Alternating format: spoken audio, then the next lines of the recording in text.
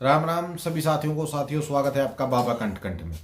तो दोस्तों, कैसे हो आप सब? उम्मीद है आप सब ठीक ठाक होंगे, कुशल मंगल होंगे, स्वस्थ होंगे। ठीक है दोस्तों, आज 30 तारीख हो गई है। ठीक है, और आज 30 तारीख का सपना है जो मैं आपके लिए लेकर आया हूँ। ठीक है, सपना बहुत अच्छा है दोस्तों, बहुत बेस्ट सपना है।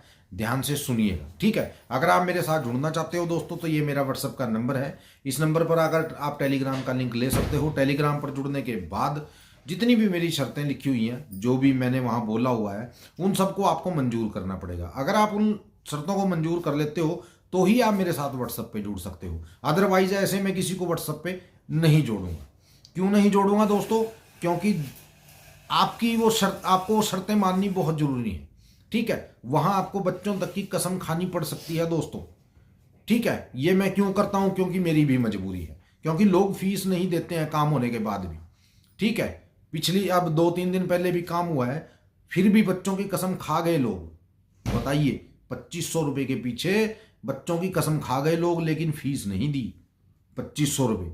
अरे मैं ये कहता हूँ भाई, अगर आपका काम कम का हुआ है तो कम डाल दो यार। मैं को ये थोड़ी कह रहा हूँ कि 2500 के 2500, 1500 डाल दो। ठीक है, लेकिन कुछ तो डालो यार। ठीक है, ऐसे भी लोग हैं दोस्तों जो बच्चों की झूठी कसम खा जाते हैं। तो धिक्कार है ऐसे लोगों पे। चुल्लू भर पानी में डूब मरना चाहिए ऐसे लोगों को जो 2500 रुपये पीछे झूठी कसम खाते हैं बच्चों को। ठीक है, मैं तो ऐसे लोगों को ये कहूँगा कि भाई डूब मरो कहीं। ठीक है, चुल्लू भर पानी में डूब मरो कहीं, मेरे पास आने की जरूरत नहीं है। इतने घटिया लोग हो तुम यार। हट, थू ऐसे लोगों पे जो 2500 रुपये के पीछे झूठी कस्में खा लेते हैं बच्चों की। चलिए, इनका तो यही हाल रहेगा, ये भिखारी रहेंगे जो ये लोग हैं। ठीक है ना, चलिए शुरू करते हैं आज का सपना। सपना दोस्तों क्या था, लड़कियां स्कूल जा रही हैं रोड के ऊपर से। कुछ लड़की हैं, मेरे ख्याल से होंगी 8-9 लड़कियां, वो स्कूल जा रही हैं। तो मैं एक लड़की से उनमें से पूछने लगा। मैंने कहा, बेटा आप पैदल क्यों जा रहे हो? कोई गाड़ी वगैरह नहीं है लगी हुई, कोई बस वगैरह नहीं है लगी हुई? तो वो बोली, नहीं अंकल जी, कुछ नहीं है लगा हुआ, हमें पैदल ही जाना पड़ता है। मैंने कहा, कितनी दूर है आपका स्कूल यहाँ से? बोले कि ऐसा ये है, कोई 4-5 किलोमीटर। मैंने कहा, 4-5 किलोमीटर आप पैदल जाओगे? बोले हाँ, 4-5 किलोमीटर हमें पैदल ही जाना पड़ेगा, और कोई चारा ही नहीं है, कुछ कर ही नहीं सकते। ना कोई बस है, ना कोई रिक्शा है, कुछ भी नहीं है। मैंने कहा, बेटा इतनी दूर अगर आप जाओगे पैदल तो 4-5 किलोमीटर तो बहुत होता है। कब आप सुबह उठते होगे, कब क्या करते होगे, तैयार होते होगे, कैसे क्या करते होगे आप?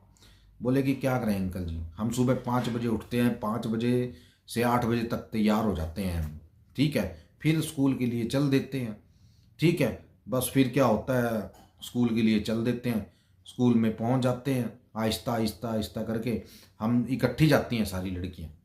ठीक है, मैंने कहा अच्छा अच्छा। मैंने कहा, फिर बेटा घर वालों ने कभी ये नहीं कहा कि साइकिल वगैरह लेकर दे दें?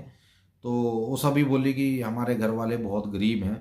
ठीक है, दिहाड़ी मजदूरी करते हैं खेतों में लोगों की, तो हमारे पास कहाँ से आएगी साइकिल? ठीक है, और साइकिल भी आपको पता है कि कोई सस्ती नहीं आती है। तो उनमें से एक लड़की साइकिल ले रही थी और वो उसको पैदल ही चला रही थी ऐसे। मैंने कहा, बेटा आप ऊपर चढ़ जाओ इसके। बोले नहीं, मैं अपने दोस्तों के साथ ही जाऊंगी। मैंने कहा, बेटा आपने भी तो साइकिल ले रखी है, कितने की ली थी? तो वो बोली, अंकल जी ये मेरी साइकिल जो आई थी वो 7400 रुपये की आई थी। मैंने कहा, आप खुद लेकर आए थे? बोले हाँ, मैं खुद लेकर आई थी। मैंने कहा अच्छा अच्छा। मैंने कहा, चलो मैं कुछ ना कुछ तुम्हारे लिए करता हूँ, कुछ साइकिलों का प्रबंध करता हूँ। ठीक है, आप सभी को साइकिलें दिलवाते हैं। तो वो बोली, जी हम टोटल 18 लड़की हैं। मैंने कहा, अभी तो आप कम ही हो, 8-9 लड़की होंगी मेरे ख्याल से आप। बोली नहीं, हम टोटल 18 लड़की हैं। ठीक है, तो जो और लड़की हैं वो इसीलिए स्कूल नहीं जाती क्योंकि उनके पास कोई साधन नहीं है, पैदल हमारे साथ वो आती नहीं है और वो पढ़ना चाहती हैं। मैंने कहा अच्छा। मैंने कहा चलो कोई बात नहीं, करेंगे कुछ ना कुछ।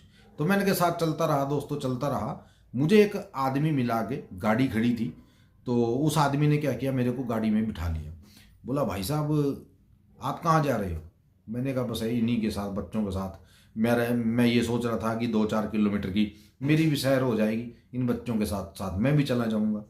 बोले, भाई साहब एक काम था आपसे। मैंने कहा, हाँ जी बोलिए, क्या काम है? बोला, यार कि ये लड़का बैठा है ना जो मेरी अगली सीट पे, ये मेरा लड़का है। मैंने कहा जी ठीक है, आपका लड़का है। बोले कि यार इसकी उम्र है 14 साल।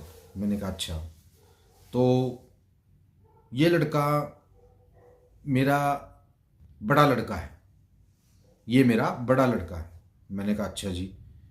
तो वो कुछ घुमा फिरा रहा था। मैंने कहा भाई साहब ऐसा है, मेरे को सही सही बताइए बात क्या है। बोला बात कुछ नहीं है भाई साहब, इस लड़के को मैं ढूंढ कर लाया हूँ।